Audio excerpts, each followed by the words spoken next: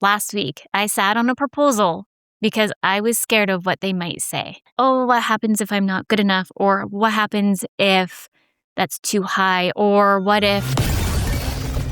The great Mark Cuban once said, business happens over years and years. Value is measured in the total upside of a business relationship, not by how much you squeezed out in any one deal. And we couldn't agree more. This is the Business Development Podcast, based in Edmonton, Alberta, Canada, and broadcasting to the world. You'll get expert business development advice, tips and experiences, and you'll hear interviews with business owners, CEOs, and business development reps. You'll get actionable advice on how to grow business. Brought to you by Capital Business Development, capitalbd.ca. Let's do it. Welcome to the Business Development Podcast. And now your expert host, Kelly Kennedy. Hello and welcome to episode 359 of the Business Development Podcast. Today, it is my absolute pleasure to welcome to our stage Brittney Ashley. Hi. Brittney is a growth strategist, certified business coach, trauma of money certified practitioner, and imposter syndrome coach practitioner who is asking a powerful question. What is really driving the decisions behind your business? Through her work, Brittney explores how money stories, self-worth, and imposter syndrome quietly influence everything from pricing and boundaries to leadership and growth, often without entrepreneurs even realizing it. She is the founder of Creative Dynamics Virtual Services, a growth strategy company helping service-based founders stop white-knuckling their way through entrepreneurship and start building businesses that can actually hold themselves up. Brittney is also the host of Breaking Norms, Building Dreams, a neurodivergent entrepreneur and a proud Métis mom of two who believes that business should support your life, not consume it. Because sometimes the biggest thing holding your business back isn't your strategy. It's the story you still believe about yourself. Brittney, it is an honor and a privilege to have you on the show today. Thanks so much for having me. Sometimes when I hear my bios now, I'm like, oh, could live through that. That's right. Yeah. That's the best part about any show, right? Wow, is that me? Mine just keeps going on and on because I'm almost right? Yeah. Well, patient. that just means that you're doing stuff. No, super cool. I've been looking forward to this conversation with you. The first time we chatted, it was an absolute ton of fun. And then we started talking about money trauma. Yeah. And I was like, oh my goodness, that is something we absolutely need to have on this show. Because I think so many entrepreneurs are struggling with money trauma and don't even realize Absolutely. it. It's like stuff from their childhood, stuff from their parents that's affecting us today. And I think, I'm included in that. I don't think I am by any means out of the woods on that one. How did you end up on this path?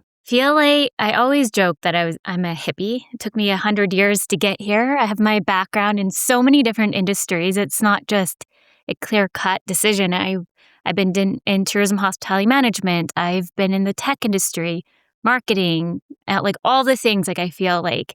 But that's just kind of helped me build Creative Dynamics and where it is today.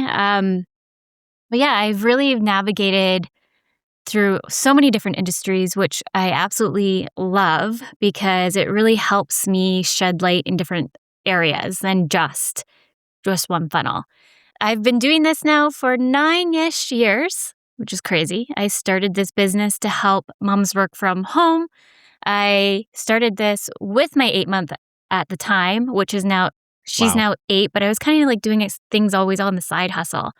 But I realized when I had my daughter that unfortunately there's not a lot of flexible jobs out there, even though they like to say they are. They are not. I'll restate that for any employers who are saying that you're flexible. Prove it to me. Yeah. I've really found out really fast after having my kiddo that it really isn't as flexible as I would like it to be as a parent. As a parent, we really want to work those flexible lifestyles because we have doctor's appointments. We have sometimes daycare. I've had a nightmare with daycare. Like, I feel like my girlfriends and family members are all like, "You're cursed." Like, I feel like it. Like, anything that can possibly go wrong with a daycare system, I feel like I have experienced it. Yeah. But yeah, that's kind of my journey starting with my daughter, and now I have 2 kids, so one's 8 and one's 5 now, so I've been doing this since I feel like when you have 2 small kids, you kind of forget life a little bit because you're just kind of in Yeah. that hyper state mode of keep going. But the one thing that I know for sure is that we as parents, it doesn't care if you're just a mom, a dad, caregiver, you need to really have that flexible lifestyle. So that's the true passion of why I do what I do, because I want business owners to really mold into that lifestyle of I want to take vacation and I want my business to operate without me there. Wait, that's possible? Yes. Yes. Listen, Brittney, we're talking about real things on this show, Mhm. okay? I know.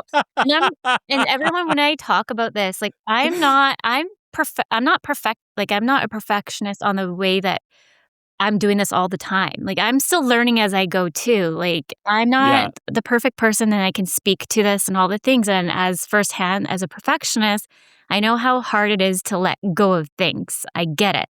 I totally get it. Yeah, yeah. No, it's I'm 5 years, well, a little almost closing in on my 6th year in entrepreneurship for myself. I also have 2 very small boys. My oldest boy is 2.5. My youngest is turning 1 next month. Busy. So yeah, I have an incredible, incredible partner. Shout out to Shelby. There's no way I could do what I do without her. Yes. Yeah, and same like my husband, like we're really lucky for where he works too. It's pretty flexible for a 9 to 5. So we've been pretty lucky that he can help me out if needed and all the things in between too, because I didn't get mat leave with the second. The first, it was kind of like playing and really mapping some things out and figuring out where to go. Like, I wasn't doing work. You're not supposed to work when you're on maternity leave. But I just really was mapping and making sure I had a game plan. So once that started, like that was removed, I was like hit the ground running. Yeah, yeah. So tell me about your leap into creative dynamics. Yes. What made you choose entrepreneurship? It was kind of going back to the flexibility thing, but the biggest kicker for me was that my stepdad passed away in 2019. And it just made me realize like life is too short. Like, why are we working for people to the ground when we're almost on the burnt out state? And Yeah, the employers really don't really care. Sometimes you're just another number, depending on the kind of corporation or business that you work in. And so when I realize like life is like, that life is too short, but when until you have that kind of like in your moment experience of a loved one passing away suddenly, you're like, oh my goodness, it really truly is life is too short. So I'd rather be super happy, sometimes paycheck to paycheck if I have to, but at least I know I'm fulfilling my dreams. yeah, absolutely. I'm sorry about your Yeah, stepdad. That's tough. That's tough. I actually also just lost not a step parent per se. My mom remarried when I was quite a bit older, but he passed away a couple months ago, and that's been it's been challenging. You don't realize, I think, how important people are in your life until they're no longer there. absolutely. And I swear, like, that was like the pushing moment in entrepreneurship. There's no straight line. It is like a roller coaster. And every now and then I'm like, oh my goodness, if you're up there and hearing me right now, like, I'm not even joking. This is the one time I almost gave up on all the things. And I was like, why am I even doing this? This is ridiculous. I should just go back to 9 to 5. I'm going to go to a coffee shop, and the next person in the drive through better buy me that coffee or I'm giving up. I'm not even joking. And then actually, someone bought me a coffee. I'm like, if this is the Wow. universe telling me to keep going, I don't know what is. Oh my goodness. Okay, let's talk about the universe for a second because this one's fun. This Yes. one's fun because it feels like every time that I'm in a tough spot as well, Mhm. something just falls out of the sky. And it's been incredible. One of the stories that I like to share, I was working for a client doing retainer business development services. And I woke up one morning, it's like 8 o'clock, a text rolls in, Kelly, we're having to wind this down. We can't really afford the extra help at the moment. We appreciate your help, but this will be the last month. And I'm thinking like, oh God, what do I do? Right. I go down, I had 2 big interviews today, like 2 of the biggest interviews I'd ever had on the BDP, and they were back to back. And so I'm like, oh my gosh, like the worst day ever to get this news. I'm heading into these 2 big interviews. I'm already nervous. So anyways, I end up in those. I get past the first one. I look at my phone. I had a text basically saying like, hey, we're actually interested in bringing on your service. So I'm thinking like, okay, that's good. I have the second interview. By the time I come up from that, they're already sending me an offer proposal That's amazing. to take on the next project. Yeah. And it was just like, thank you, God. I truly believe sometimes some things get removed from your life for a reason, make Yeah. room for more in your life. Sometimes Yeah. I know some people are like, "Oh my goodness, what are like spiritual and all the things." And I'd say I'm stepping more into that side of the things, but it's just it's how you manifest out the positive energy too. It's just Yeah. kind of like if you hang out with the very toxic people, even toxic people in your workplace, you become toxic. And I'm like, I can raise my hand to that because I never realized how I would fall into the funnel when I worked in a very toxic work environment, that I was stuck there until I got pushed out. And I'm looking back and I'm like, well, that's not me. That's not my personality.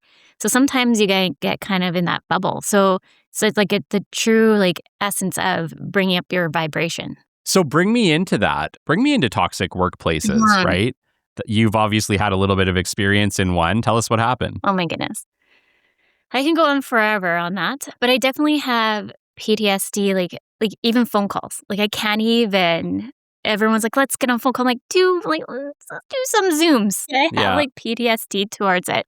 It's Oh, definitely like no. working still through it. Like even when before I even fully jumped into working into the entrepreneur side, I had an interview and the phone started ringing and they wanted to give me the job. And I felt like that was a sign, like run away as fast as you can.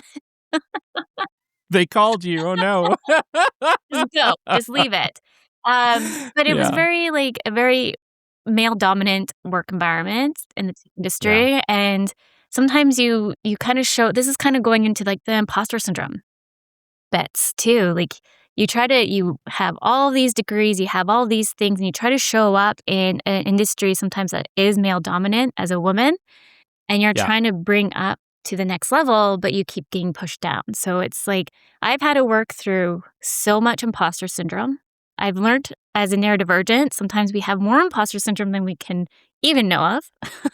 But through the last 9 years of my life of just doing entrepreneurship, I've worked on myself on imposter syndrome and trauma. And we'll dig more in the trauma money parts, but just trauma in essence. Like there's a lot of Yeah. trauma sometimes that we don't realize when we step into that full entrepreneur life. It's kind of a reality check of like, hey, deal with this or else you're never going to walk through to the other side. So Yeah. I feel the last few years too is me stepping into my own personal development of doing like the business coaching, imposter syndrome coaching, trauma coaching. Like instead of seeing a counselor, I've just been working myself doing all these inner coaching works with everyone else. Yes. Yeah. No, I totally feel you. Episode 3, I've talked about it plenty of times on this show, but episode 3 was almost the end of this show. And honestly, there was nothing wrong with it. If you go back and you listen to episode 3, it was just a new podcaster still just trying to learn how to do this whole thing. It's no different than probably any of the first 50 episodes if you really want to go back. But I was so in my head. I was so in my head. I'm thinking, what am I doing? Who am I to talk about business development? Who am I to share my entrepreneurship journey? Right? Like it was a lot. But in that moment, I said, you know what? It's not perfect, but it's not supposed to be perfect at 3. Just come back and do 4. And I did it. And then 5. And we started getting feedback coming in, like, thank you for doing this. And I was like, okay, all right, we're on a path. But like, to this day, I think still struggle with entrepreneurship. There's still moments where you question, like, why are we doing this? Or like, is this still the right path? Like there's just, or, stages. Stages is something that still freaks me out. Like it's an ongoing journey. Let's just call it that. Imposter syndrome is an ongoing journey, and it kind of doesn't matter how long you are on the path. You just get maybe a little better at weathering it. Exactly. Like I'm in that stage right now, I would say for like July and August. And I was like, you know what? Maybe these are the months and it's okay to give yourself one grace as an entrepreneur. I think it's really important. But giving yourself sometimes the space and breathing room to really reflect and pause, and it's okay. But I think as an entrepreneur, sometimes if you look in society and like what the pretty things are on social media, it's like, oh, that person's like scaling to 6Ks, 10Ks, and I hate like saying things like that because I'm all about like how can we scale you that makes a sense to you organically. Mm. Yeah. But for me, like it's constantly like right now too is this okay, it's a little slow now.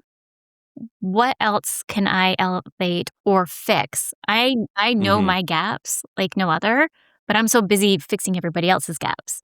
So I Yeah. decided the next 2 months is just kind of like reflect.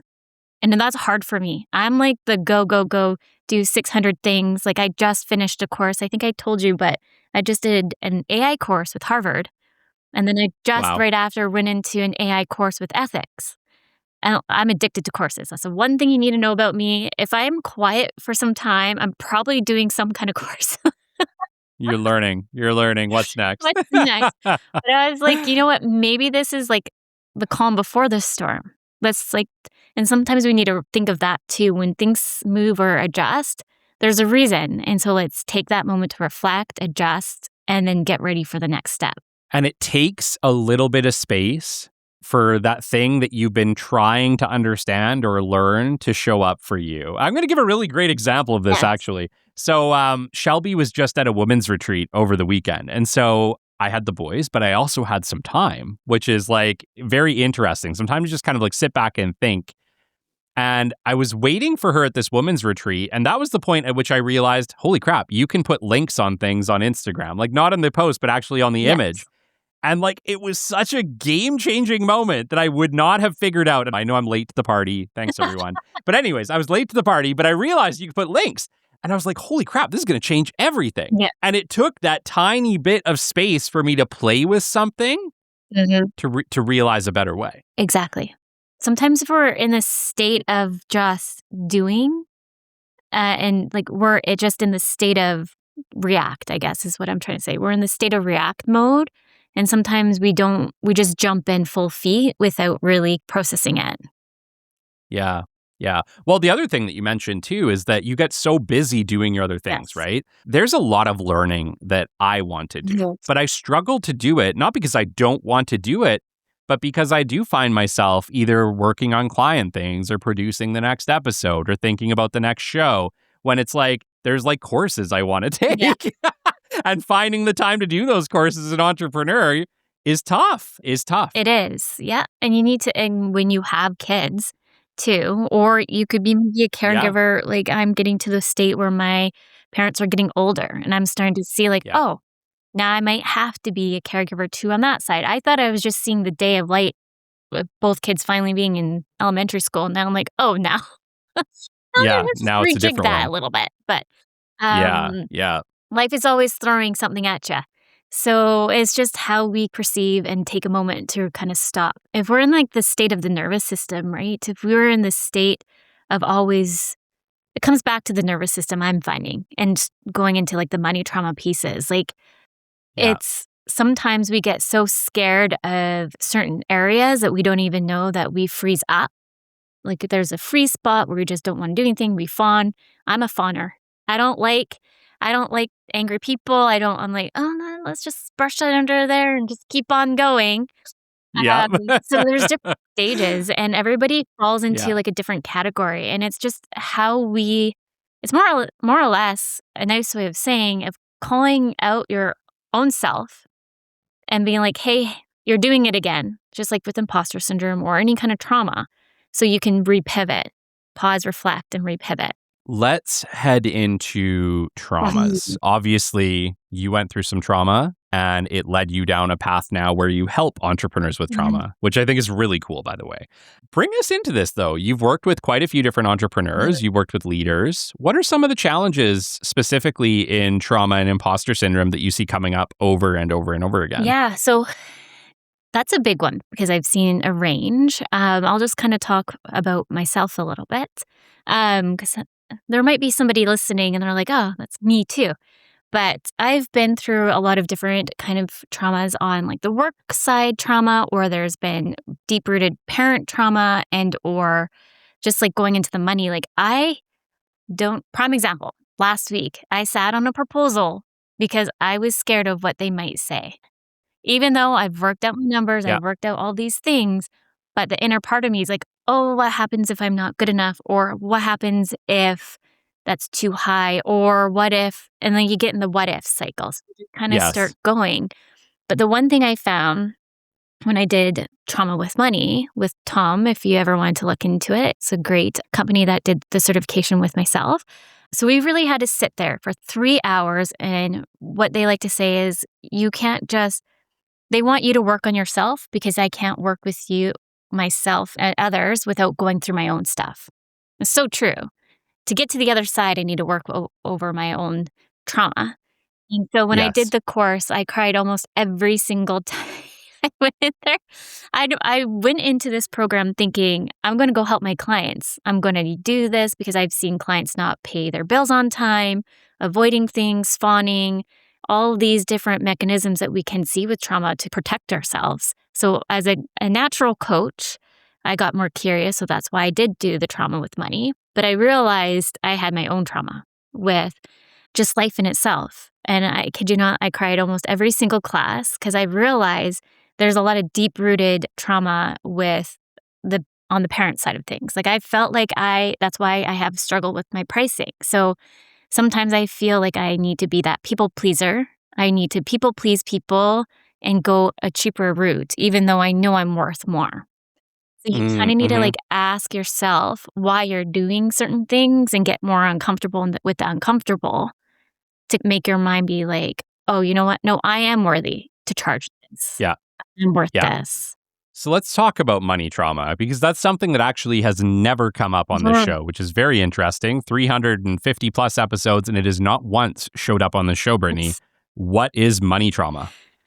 Well, money trauma, I wrote down 6 little pillars so we can inherit the money trauma. So it could be inherited from family members, scarcity, mindset that we can't live without it, shame. There could be some kind of shame around the money trauma. Systematic, we can see it within our systems, like no so ever. Betrayal, maybe you have bankruptcy, fraud, or anything like that. And going back to my stepdad, we did have some. I'm scared of the CRA because my stepdad. Yeah. I didn't do anything wrong. He unfortunately didn't run. He was an entrepreneur and he didn't run his business like he should have and did proper taxing. And I don't know the full stories by any means, but I just know that he went and bought a car, for example, and showed up with this nice car, took my other car and said, here's your car, not realizing he didn't pay for it. So I literally had to take the car a few months after and just drop it off at the dealership and Yeah. throw the keys into it. So like Oh, those are like, wow. it doesn't matter. Each person can experience trauma in different levels. So that to me Mm. was a state of one part trauma. So there could be, everyone can consider something that could be traumatic differently. And then success guilt. So sometimes we look at success looks different for everybody and everybody has a different flag on it. So trauma could, with the money piece, going back to the money, maybe success means that you need to be a multi-million person. And everybody has like these different funnels of what we can kind of really see. And then we can kind of, the trauma bits kind of come up. I like to kind of look at Maslow hierarchy of needs, right? Those Yeah. different pillars of safety. And we all go through it. And if you think about it deeply, you can see how money kind of touches each pillar in different levels. I forget who I was talking to inside Catalyst Club the other day, but we were chatting about money. Yeah. And there was a conversation that ended up coming up where one person was like, well, you don't necessarily need the money to be okay, but it sure makes everything easier. And one of our members piped up and said, I've been poor, Kelly, and I've been extremely wealthy. I'll take extremely wealthy every time. And what does wealthy mean to them, though? Yeah, well, he meant financially Yeah. wealthy. He was a millionaire. So I feel like that was the path that he was taking. And it makes sense. You know, I mean, the reality is I have always been more peaceful when I had lots of money in the bank account. Well, I have a state, like I was doing EFT tapping. I don't know if anyone ever heard of EFT tapping. It's tapping the different medium points of your temples and things like that. And you reiterate affirmations to kind of move your nervous system in a natural state. There's those mechanisms to kind of ease when you go in the state of trauma bits. There's EFT and then breathing exercises. So I've been practicing the two to see which helps my nervous system. But I'm a stressful person. I'm always like, always on the state of stress sometimes. So I have to do all the things. But the EFT tapping, I've realized, and talking through like the different mediums of like the bank account. Like I know when I start to get really anxious when the bank account falls under a certain line point. Like I just Yeah. go and like my bookkeeper, who's also my sister-in-law, love her. She's like, Brittney, we need to move some things and put it into savings. I was like, I can't touch it. Yeah. I know that well. And so like me, I was practicing on myself, go after doing all trauma with money. I was like, okay, where is this coming from? It's because I'm in this state sometimes. I feel like I can live off of this set amount of money for a year. If I touch it, then I'm going to be homeless kind of thing. So Yeah. it, Yeah. Like it's just like a line in the sand, and it's good or it's really bad. exactly. So Yeah. it's just really being mindful of where these pieces come in for us as an individual, because we're all unique. I'm not going to, my trauma is not going to be the same compared to anyone else. So it's how, and even that trauma for me might not even affect that person else that could be considered trauma. So Yeah.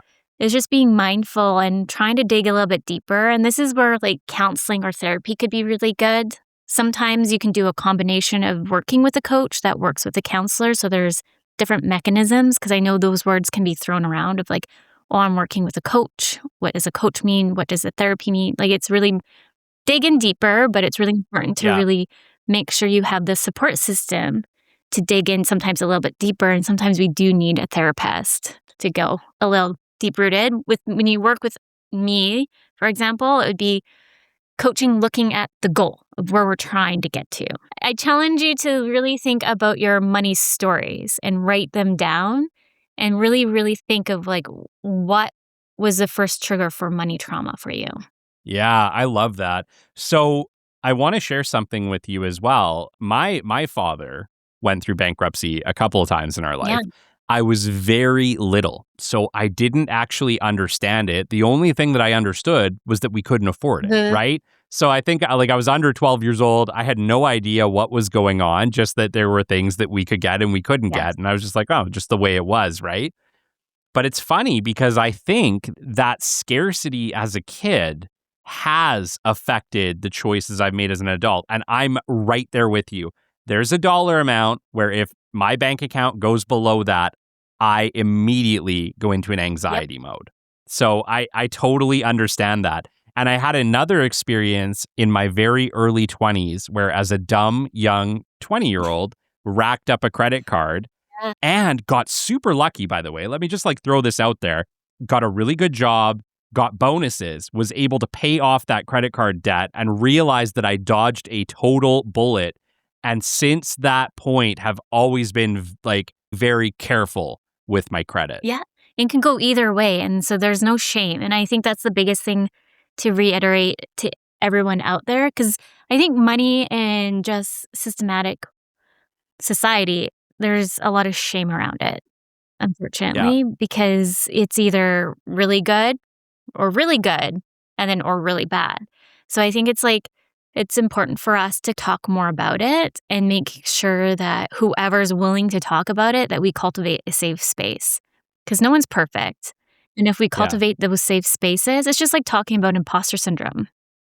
And that's why I love to talk about imposter syndrome, because the more we can talk about it and cultivate these safe spaces, more people in the work environment probably will come up to that top tier leader and ask for more help than just sit there and spiral. Well, and I think, I mean, we have to speak to the reality. We both live in Canada. You're in Victoria, I believe. Victoria, BC, yes. The most beautiful place in Canada. Pretty darn Yes. close, if not the most. I'm in Edmonton, Alberta, Canada. And I would say, as a Canadian, I think we are paying the most we have ever paid for anything ever in the history of this Yes. country.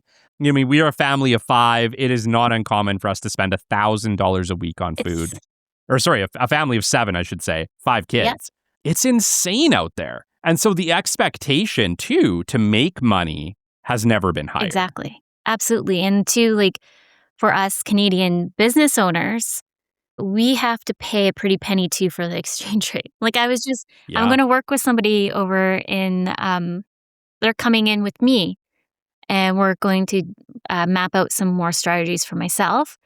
And I was just looking at the exchange rate. And I was like, ugh, it's like Yeah. $600, which is I'm like, okay, that's not bad. But really, if you put the exchange rate, I'm almost paying over 1,000. And I'm like, ugh, my heart. Yeah. Well, and you're talking about US exchange. Like, Yes. let's get real. It's bad right here at home. Yes. Like, the cost of things is just absolutely insane. You can't go to a grocery store and not spend $100 on a handful of Yes. items these days. If you want anything bigger, like, new laptops, things like that, holy crap, right? Like, it is everything at this point is money, money, money. And so it's kind of like, it's one of those situations where even if you were good before, even if you had good revenues before, those revenues don't buy you what they used Nope. to. And so that anxiety is just creeping up. And I think that's true for almost every Canadian. I'm sure a lot of our American listeners as well. I can see it right now. This 2026 has been a wild ride. Like a wild ride. I know last Yeah. year was, but this takes the cake, I feel like.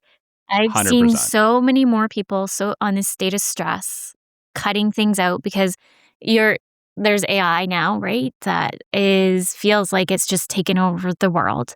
It's just that if anything, though, we just have more access to it than anything. So I feel like everyone's just in a state of chaos, state of stress. And so our nervous system is just in a state of like react. And sometimes we're not thinking correctly sometimes when we're needing to action on something. Yeah, yeah. So obviously we've been talking a lot about money trauma. What are some of the symptoms? Like maybe, like I said, this isn't something that's really come up on the show all No. that much. What are some of the symptoms to say, oh yeah, I think I might be struggling with money trauma? Everyone's different. But the one thing that I've been seeing, like I'll just kind of go more on the trend side that I've been seeing with some of the business owners that I've been working with is not like really struggling with keeping the books clean. Like from the organization state to paying bills on time and all the things. That's a big thing I've been seeing. And so that's like, so a lot of us too, we don't want to admit that we're not paying things on time.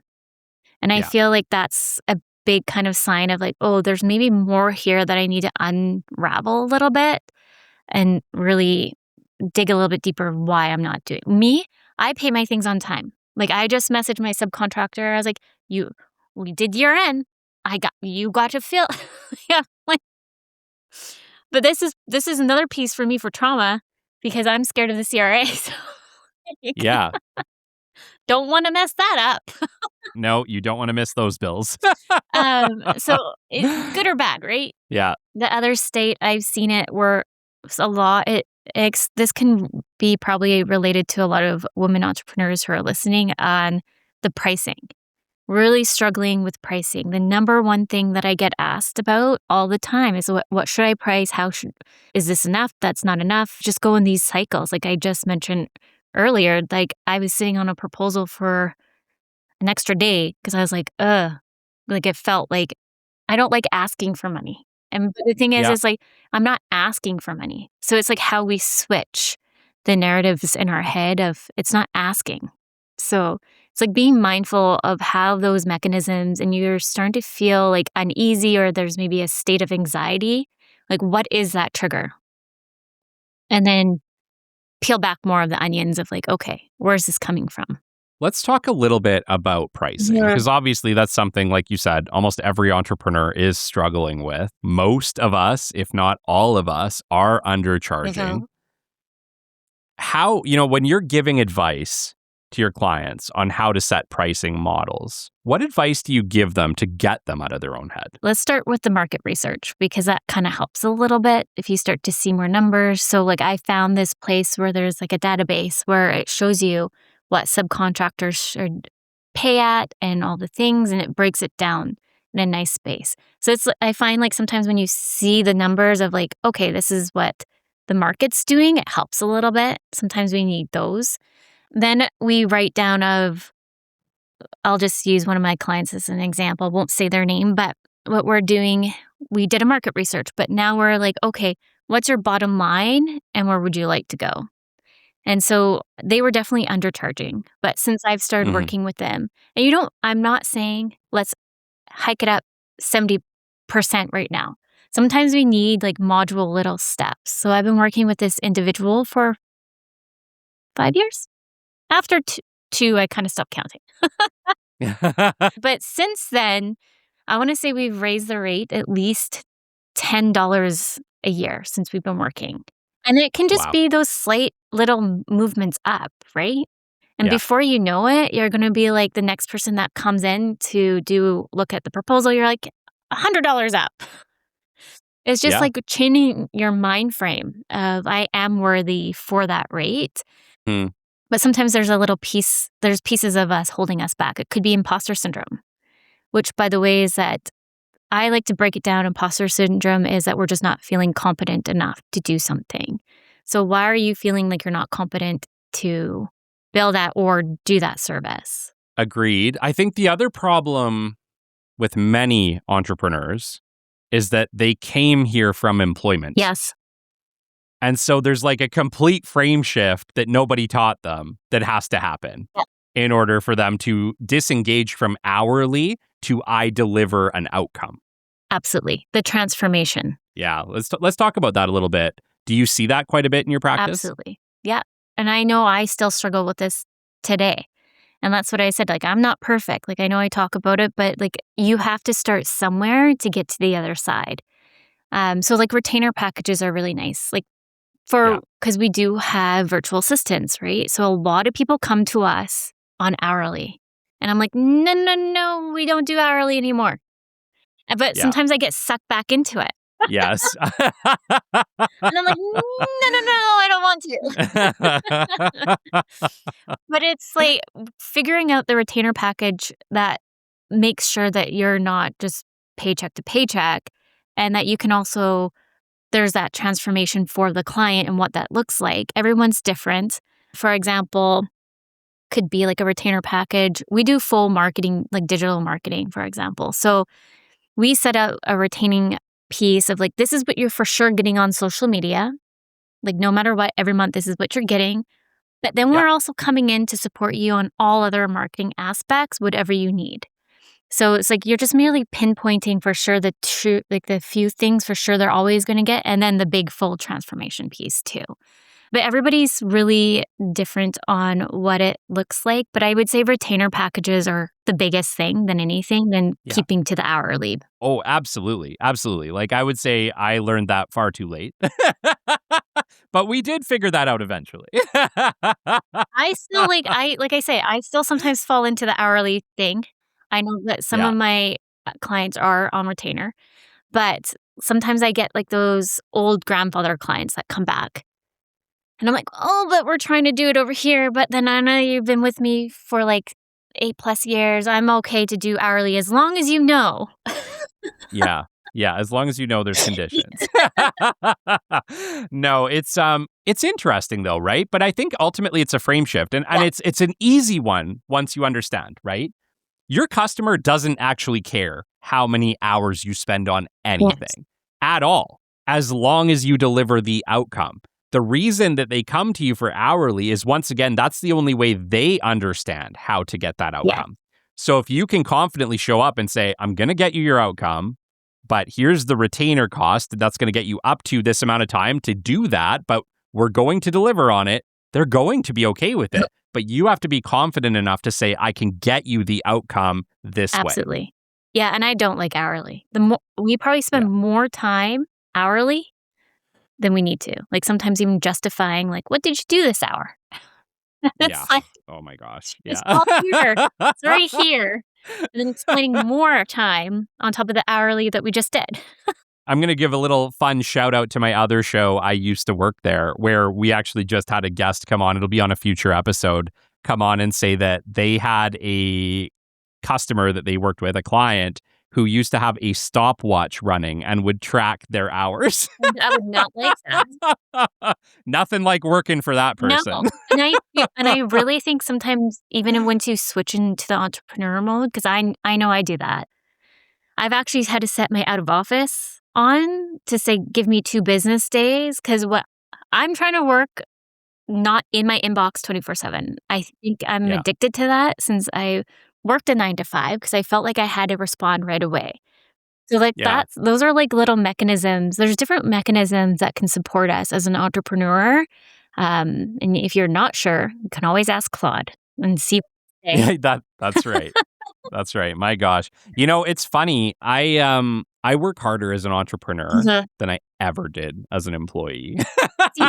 And I am not afraid to say that. I could actually work 9 to 9 Yeah. and it wouldn't even affect me, Brittany. I love what I do, Love it. whether it's, podcast production or coaching or business development stuff. I love doing what I do. So my problem now is actually the opposite. It's setting set end times and actually honoring them. Yeah, or I would bring my work home. I remember when I worked in the tech industry, I remember one of my, colleagues would be like, "You don't need to bring it home. They're not gonna care." And I was I need to. And this is why I always say I don't like to classify people as millennials or whichever like that, because everybody will have their different values and different 100%. upbringings. So I remember one day when I worked in this place, they're like, "Oh, millennials, they want to leave and go do off wherever they want." It's like, no, no, no. We just want something stable. Yeah. Yeah. We're growing up in probably one of the hardest times ever to be a human. Yeah. We would like a little stability, Just please. love that.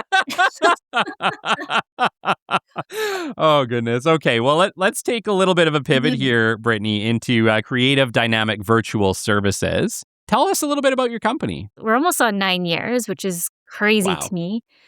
Time goes by super fast with two young kids that keep you on your toes.